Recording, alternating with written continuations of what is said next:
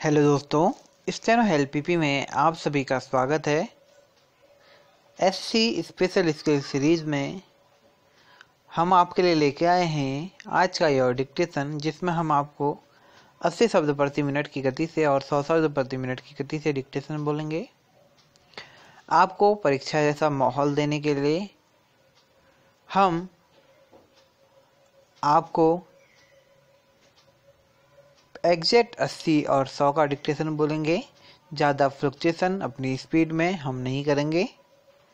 अगर आपने अभी तक हमारे इससे पहले की वीडियोस को नहीं देखा है तो प्लीज़ पहले की वीडियोस को ज़रूर देख लीजिए और बेल आइकन को दबाना मत भूलिएगा, ताकि हमारी अपडेट, कोई भी नई वीडियो की जो अपडेट हो, आप तक सबसे पहले पहुंच सके। चलिए स्टार्ट करते हैं 80 शब्द प्रति मिनट की गति से डिक्टेशन। ठीक 3 सेकंड के बाद रेडी स्टार्ट।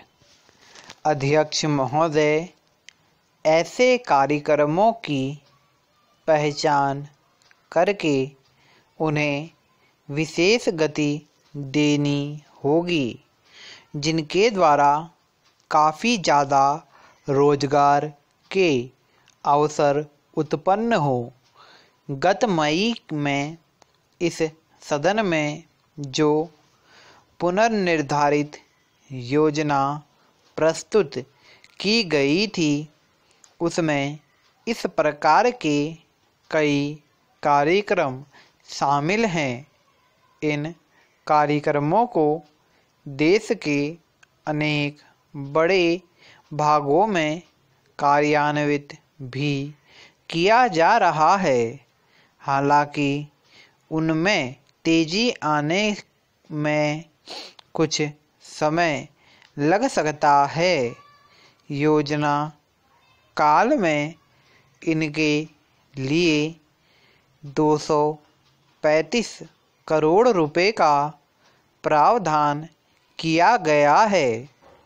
इसके अतिरिक्त छोटे किसानों तथा खेतीहर मजदूरों के लिए परियोजनाओं को 300 करोड़ रुपए तक की सहायता वित्तीय संस्थाओं से मिलेगी। इसी प्रकार शुष्क भूमि कृषि कार्यक्रमों के लिए 150 करोड़ रुपए की सहायता की आशा की जा सकती है। पिछले सप्ताह प्रस्तुत किए गए बजट में वित्त मंत्री ने ग्रामीण विकास की 70 योजनाओं के लिए 500 करोड़ रुपए के प्रावधान का संकेत किया है।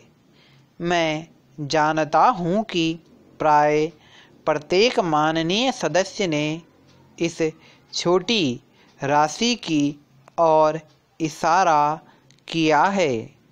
मैं उन्हें याद दिलाना चाहूँगा कि इस योजना के अंतर्गत जो कार्यक्रम आते हैं वे अतिरिक्त रोजगार संबंधी अन्य कार्यक्रमों के पूरक के रूप में ही है। रोजगार के अवसर संपूर्ण अर्थव्यवस्था द्वारा ही उत्पन्न होते हैं और आप एक संपूर्ण समस्या को एक और तथा उसे हल करने के लिए अनेक उपायों में से एक को दूसरी ओर देखकर नहीं देख सकते। मैंने अपने सार्वजनिक भाषणों में घोषणा की है कि कार्यक्रम शीघ्र आरंभ किए जाएंगे। प्रधानमंत्री जी का कहना है कि 500 करोड़ रुपए की पूरी रकम सिर्फ कार्यक्रम के आयोजन में ही खर्च हो जाएगी। इसलिए मैं उनसे कहना चाहूँगा कि सभी आयोजन व अन्य तैयारियां पूरी हो चुकी हैं और कार्यक्रम को कुछ ही दिन बाद लागू कर दिया जाएगा। हमें इसे और ज़्यादा व्यापक कार्यक्रम का प्रारंभ बिंदु बनाना चाहते हैं। इन कार्यक्रमों का उद्देश्य ग्रामीण क्षेत्रों में रोजगार के और अधिक अवसर बढ़ाना होगा, लेकिन जिन कामों की परिकल्पना की गई उनमें शिक्षितों को भी, जैसे तकनीकीविदों, इंजीनियरों तथा अन्य शिक्षित बेरोजगारों को काम मिलेगा। लेकिन हमें यह पता है कि ऐसे अन्य कार्यक्रम तैयार करने की ज़रूरत बनी हुई है जिनके द्वारा और अधिक संख्या में शिक्षित बेरोजगारों को काम मिल सके। इसके लिए शिक्षा और सार्वजनिक स्वास्थ्य जैसे क्षेत्रों में योजना लागत को बढ़ाने की आवश्यकता है। उपाध्यक्ष महोदय, हमारी दार्शनिक विचारधारा सभी व्यक्तियों की समानता को स्वीकार करती है, लेकिन वस्तु स्थिति यह है कि कई शताब्दियों से हमारा समाज जड़ और वर्गीकृत हो गया था, जो न केवल समानता को नकार रहा था बल्कि उसने कुछ ऐसे रीति रिवाज भी शुरू किए जो बर्बर और अमानुषी थे। स्वाभाविक था कि हमारा राष्ट्रीय आंदोलन एक ऐसी सामाजिक क्रांति का अंग बनता जिसके अंतर्गत ऐसी बुराइयों पर योजनाबद्ध प्रहार होता। जनता के मन में जो आकांक्षाएं प्रस्तुत थी उन्हें सजीव बनाकर महात्मा गांधी ने लाखों लोगों को स्वाधीनता संग्राम में सक्रिय बनाया। बड़ी संख्या में स्त्रियों ने सभी स्तरों पर इस अभियान में भाग लेकर अपनी स्थिति को मजबूती दी और स्वतंत्रोत्तर भारत के सार्वजनिक मामलों में अपना योगदान किया। महात्मा गांधी हमारी आशा आकांक्षाओं और हमारे राष्ट्र की असीम शक्ति के प्रतीक बन गए। अगर जनता तरंग थी तो वह तरंग भृंग थे। अहिंसा का विचार विश्व को अविदित नहीं था, लेकिन उसे महात्मा गांधी की प्रतिभा से सजीवता दी और एक अमूर्त सिद्धांत को एक सशक्त राजनैतिक अस्त्र में बदल दिया। हमारे देश में और विश्व के अन्य अनेक भागों में बहुत को संदेह था कि एक दलित जाति अहिंसक तरीके से साम्राज्यवाद को पछाड़ सकेगी, लेकिन हमारी परिस्थितियों में और कोई रास्ता ही नहीं था। हमने यह सिद्ध कर दिखाया कि संकल्प और एकता जनता के सर्वोत्तम शस्त्र हैं। स्वाधीनता प्राप्ति के बाद एक बार फिर कुछ लोगों ने संदेह व्यक्त किया कि क्या हमारे जैसे विशाल और विविधता पूर्ण देश में हमारी राजनीतिक प्रणाली सफल हो पाएगी, और क्या हम अपने यहाँ जहाँ अनेक धर्म और अनेक प्रमुख भाषाएं हैं एकता को सुदृढ़ कर सकेंगे। हम अनुभव करते हैं कि हमारी विविधता हमारी सांस्कृतिक जीवन को समृद्ध बनाती है और हमारी एकता को और अधिक मजबूती देती है। हमने पाया कि समाज के विभिन्न अंगों को साथ रखने और फूट की ताकतों के इरादों को असफल करने का सबसे अच्छा उपाय है समस्याओं को मिल बैठकर हल करने और संदेह या भय के मूल कारणों को दूर करने की इच्छा से प्रेरित होना। ऐसे बहुत से लोग होते हैं जिनको भविष्य में बस सर्वनाश ही दिखाई देता था। उनका कहना था, हम जिस पद्धति के अंतर्गत चल रहे हैं उसमें हम आयोजनाबद्ध विकास नहीं कर पाएंगे। हम अपनी बढ़ती हुई जनसंख्या के लिए खाद्यान्न नहीं जुटा पाएंगे। स्टॉप। दोस्तों, ये था 80 शब्द प्रति मिनट की गति से डिक्टेशन। अगर आपने डिक्टेशन लिखा है तो इसको ट्रांसक्रिप्ट जरूर कीजिए। इनकी PDF आपको हमारे टेलीग्राम ग्रुप में मिल जाएगी। टेलीग्राम ग्रुप की लिंक आपको नीचे डिस्क्रिप्शन बॉक्स में प्रोवाइड करा दी गई है। अगर आप हमारे पहले के डिक्टेशन लिखना चाहते हैं, उनकी लिस्ट भी हमने आपको नीचे प्रोवाइड करा रखी है। कमेंट बॉक्स में ज़रूर बताइए आपको हमारे डिक्टेशंस कैसे लग रहे हैं और चैनल को सब्सक्राइब कर लीजिए। चलिए अब स्टार्ट करेंगे हम 100 शब्द प्रति मिनट की गति से डिक्टेशन ग्रेड C के लिए। ठीक 3 सेकंड के बाद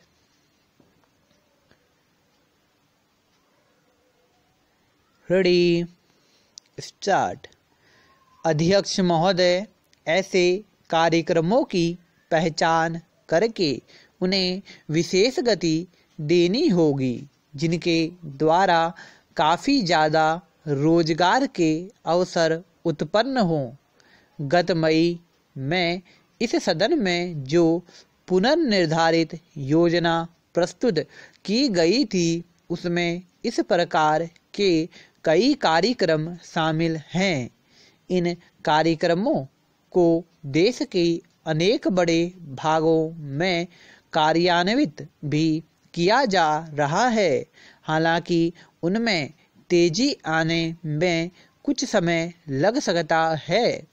योजना काल में इनके लिए 235 करोड़ रुपए का प्रावधान किया गया है। इसके अतिरिक्त छोटे किसान और खेतीहर मजदूरों के लिए परियोजना को 300 करोड़ रुपए तक की सहायता वित्तीय संसाधनों से मिलेगी। इसी प्रकार शुष्क भूमि कृषि कार्यक्रमों के लिए 150 करोड़ रुपए की सहायता की आशा की जा सकती है। पिछले सप्ताह प्रस्तुत किए गए बजट में वित्त मंत्री ने ग्रामीण विकास की 70 योजनाओं के लिए 500 करोड़ रुपए के प्रावधान का संकेत किया है। मैं जानता हूं कि प्राय प्रत्येक माननीय सदस्य ने इस छोटी राशि की ओर इशारा किया है। मैं उन्हें याद दिलाना चाहूँगा कि इस योजना के अंतर्गत जो कार्यक्रम आते हैं वे अतिरिक्त रोजगार संबंधी अन्य कार्यक्रमों के पूरक के रूप में ही हैं। रोजगार के अवसर संपूर्ण अर्थव्यवस्था द्वारा ही उत्पन्न होते हैं और आप एक संपूर्ण समस्या को एक और तथा उसे हल करने के अनेक उपायों में से एक को दूसरी ओर देखकर नहीं देख सकते। मैंने अपने सार्वजनिक भाषणों में घोषणा की है कि कार्यक्रम शीघ्र आरंभ किए जाएंगे। प्रधानमंत्री जी का कहना है कि 500 करोड़ रुपए की पूरी रकम सिर्फ कार्यक्रम के आयोजन में खर्च हो जाएगी। इसलिए मैं उनसे कहना चाहूँगा कि सभी आयोजन व अन्य तैयारियां पूरी की जा चुकी हैं और कार्यक्रम को कुछ ही दिन बाद लागू कर दिया जाएगा। हम इसे और ज़्यादा व्यापक कार्यक्रम का प्रारंभ बिंदु बनाना चाहते हैं। इन कार्यक्रमों का उद्देश्य ग्रामीण क्षेत्रों में रोजगार के और अधिक अवसर बढ़ाना होगा, लेकिन जिन कामों की परिकल्पना की गई उनमें शिक्षितों को भी, जैसे तकनीकीविदों, इंजीनियरों तथा अन्य शिक्षित बेरोजगारों को काम मिलेगा। लेकिन हमें यह पता है कि ऐसे अन्य कार्यक्रम तैयार करने की ज़रूरत बनी हुई है जिनके द्वारा और अधिक संख्या में शिक्षित बेरोजगारों को काम मिल सके। इसके लिए शिक्षा और सार्वजनिक स्वास्थ्य जैसे क्षेत्रों में योजना लागत को बढ़ाने की आवश्यकता है। उपाध्यक्ष महोदय, हमारी दार्शनिक विचारधारा सभी व्यक्तियों की समानता को स्वीकार करती है, लेकिन वस्तुस्थिति यह है कि कई शताब्दियों से हमारा समाज जड़ और वर्गीकृत हो गया था, जो न केवल समानता को नकार रहा था बल्कि उसने कुछ ऐसे रीति रिवाज भी शुरू किए जो बर्बर और अमानुष थे। स्वाभाविक था कि हमारा राष्ट्रीय आंदोलन एक ऐसी सामाजिक क्रांति का अंग बनता जिसके अंतर्गत ऐसी बुराइयों पर योजनाबद्ध प्रहार होता। जनता के मन में जो आकांक्षाएं प्रस्तुत थी उन्हें सजीव बनाकर महात्मा गांधी ने लाखों लोगों को स्वाधीनता संग्राम में सक्रिय बनाया। बड़ी संख्या में स्त्रियों ने सभी स्तरों पर इस अभियान में भाग लेकर अपनी स्थिति को मजबूती दी और भारत के सार्वजनिक मामलों में अपना योगदान किया।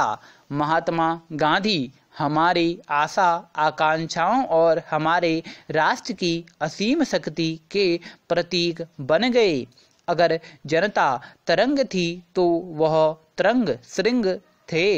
अहिंसा का विचार विश्व को अविदित नहीं था, लेकिन उसे महात्मा गांधी की प्रतिभा ने सजीवता दी और एक अमूर्त सिद्धांत को एक सशक्त राजनीतिक अस्त्र में बदल दिया। हमारे देश में और विश्व के अनेक भागों में बहुतों को संदेह था कि एक दलित जाति अहिंसक तरीके से साम्राज्यवाद को पछाड़ सकेगी, लेकिन हमारी परिस्थितियों में और कोई रास्ता ही न था। हमने यह सिद्ध कर दिखाया कि संकल्प और एकता जनता के सर्वोत्तम शस्त्र हैं। स्वाधीनता प्राप्ति के बाद एक बार फिर कुछ लोगों ने संदेह व्यक्त किया कि क्या हमारे जैसे विशाल और विविधतापूर्ण देश में हमारी राजनीतिक प्रणाली सफल हो पाएगी और क्या हम अपने यहाँ जहाँ अनेक धर्म और अनेक भाषाएं हैं एकता को सुदृढ़ कर सकेंगे। हम अनुभव करते हैं कि हमारी विविधता हमारे सांस्कृतिक जीवन को समृद्ध बनाती है और हमारी एकता को और अधिक मजबूती देती है। हमने पाया कि समाज के विभिन्न अंगों को शांत रखने और फूट की ताकतों के इरादे असफल करने का सबसे अच्छा उपाय है समस्याओं को मिल बैठकर हल करने और संदेह या भय के मूल कारणों को दूर करने की इच्छा से प्रेरित होना। ऐसे बहुत से लोग हैं जिनको भविष्य में बस सर्वनाश ही दिखाई देता था। उनका कहना था, हम जिस पद्धति के अंतर्गत चल रहे हैं उसमें हम आयोजनाबद्ध विकास नहीं कर पाएंगे।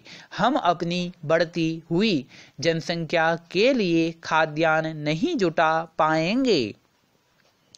उपाध्यक्ष महोदय, इन विशेषज्ञों और ऐसे अनेक लोगों की भविष्यवाणियां एकदम गलत सिद्ध हुई हैं, क्योंकि वे प्रत्येक समाज की व्याख्या यूरोपीय दृष्टिकोण से करने की कोशिश करते रहे हैं और भारत को अपने पूर्वानुमानित सिद्धांतों और चौखटों में फिट करने की कोशिश करते रहे हैं। वे हमारी जनता की असाधारण समुत्थान शक्ति और आस्था तथा साहस के उनके अक्षय भंडार को देख पाने में सफल रहे हैं। भारत में हमने जानबूझकर अतिवादी स्थिति को अपनाने से बचाव किया है। हमें प्रत्येक परिस्थिति की विविधताओं की और ध्यान देना होता है। हम अपने पूर्वजों द्वारा घोषित एक महत्तम सत्य की सदा दृष्टिकोण में रखने का प्रयास करते हैं। सत्य एक है, परंतु विवेकी जन प्राय उसके विविध रूपों का वर्णन करते हैं। यह विश्वास कि सत्य तक पहुँचने के लिए अनेक रास्ते हैं, हमारी सह अस्तित्व की नीति का आधार है। प्रत्येक राष्ट्र का अधिकार होना चाहिए कि वह अपनी सामाजिक पद्धति का अनुसरण करे और दूसरों द्वारा अपने ढंग से अनुसरण करने के अधिकार को स्वीकार करे। एशिया और अफ्रीका तथा विश्व के बहुसंख्यक देशों ने हमारी जैसी विदेशी नीति अपनाई है और वे शांतिपूर्ण सह अस्तित्व और गुटनिरपेक्ष के मार्ग पर चल रहे हैं। स्टॉप। दोस्तों, ये था 100 शब्द प्रति मिनट की गति से डिक्टेशन। काफ़ी अच्छा डिक्टेशन है, इसे ज़रूर लिखिएगा, ट्रांसक्रिप्ट भी ज़रूर करिए। इसकी PDF आपको टेलीग्राम ग्रुप में मिल जाएगी। अगर आप ऐसे डिक्टेशनों की प्रैक्टिस करके आगे बढ़ रहे हैं तो आपके लिए कैसा भी डिक्टेशन आ जाए आप उसे आसानी से लिख लेंगे। अगर आप इसे लिख नहीं पा रहे हैं तो इसे दोबारा सुनिए और दूसरे चांस में लिखिए। दूसरे चांस में नहीं हो पाए तो तीसरे चांस में लिखेगा ज़रूर। Thank you so much. Please subscribe our channel. इसी तरीके से आपको हमारी वीडियोस मिलते रहेंगी। आप बेल आइकन को ज़रूर दबा लीजिएगा। All the best for exam. Thank you.